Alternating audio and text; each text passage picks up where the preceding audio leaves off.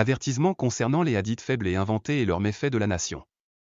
Quant à la propagation de ces hadiths faibles ou mensongers, il faut savoir qu'elle est relativement importante, puisqu'on les retrouve même dans des livres de jurisprudence, fiqh, ou dans les interprétations du Coran, tafsir, et dans bien d'autres livres encore. Mais malgré tout cela, Allah a destiné à un groupe parmi les savants, les imams de la Sunna, de se charger de dévoiler ces hadiths et de démontrer leur faiblesse ou leur invention, et ils ont pu ainsi purifier l'islam de ce qui ne lui appartient pas. Qu'Allah les récompense, sans oublier bien sûr que le mérite entier ne revient qu'à Allah.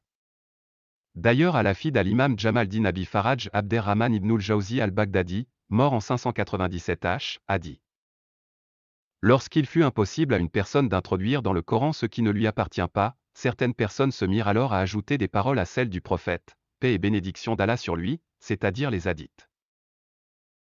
Et ils forgèrent sur lui ce qu'il n'a jamais dit. Mais Allah a fait naître des savants qui ont débarrassé les hadiths, faibles, faux, puis ils ont éclairci l'authentique et dévoilé ce qui était mauvais. Ibn al-Jawzi a également ajouté que ces hommes sont présents à chaque époque mais qu'ils diminuent. Donc, il n'y a rien d'étonnant, malheureusement, d'entendre un bon nombre de prêcheurs citer des hadiths faibles lors de leurs conférences, ou lors du prêche du vendredi ou encore dans des cours religieux. Parmi les causes de cela, il y a l'ignorance de cette science, c'est-à-dire la science du hadith, et le fait de ne pas s'être soucié de l'importance de se baser sur des livres qui relatent uniquement des hadiths authentiques, sahih ou bons.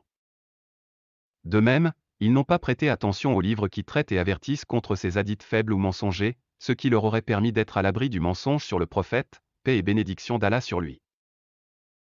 Car il faut savoir que le prophète, paix et bénédiction d'Allah sur lui, lui-même, nous a mis en garde contre le fait de dire sur lui ce qu'il n'a pas dit, comme il est rapporté dans le hadith sahih. Le prophète, paix et bénédiction d'Allah sur lui, a dit: celui qui dit sur moi ce que je n'ai pas dit, qu'il prépare sa place en enfer. Puis, dans un autre hadith rapporté chez Muslim et d'autres, le messager, paix et bénédiction d'Allah sur lui, a dit: un mensonge sur moi n'est pas comme un mensonge sur un autre. Celui qui ment sur moi volontairement, qu'il s'apprête à occuper sa place en enfer. Et le prophète, paix et bénédiction d'Allah sur lui, a dit: celui qui rapporte sur moi un hadith qui lui paraît mensonger, alors lui-même fait partie des menteurs. Ce hadith est la preuve qu'il ne faut pas se servir des hadiths faibles, et celui qui se sert d'un hadith faible après qu'on lui ait prouvé sa faiblesse, alors cette personne rentre dans ce hadith. Et selon Soumra, le prophète, paix et bénédiction d'Allah sur lui, a dit: lorsque je vous raconte un hadith, alors ne rajoutez rien sur moi. On voit donc à travers ces hadiths, que la personne se doit de faire attention à ce qu'elle rapporte sur le prophète, paix et bénédiction d'Allah sur lui, ce qui lui évitera d'être concerné par cet avertissement terrible. Parmi les méfaits des hadiths faibles, mensongers et forgés, on trouve beaucoup de fausses croyances et d'adorations innovées.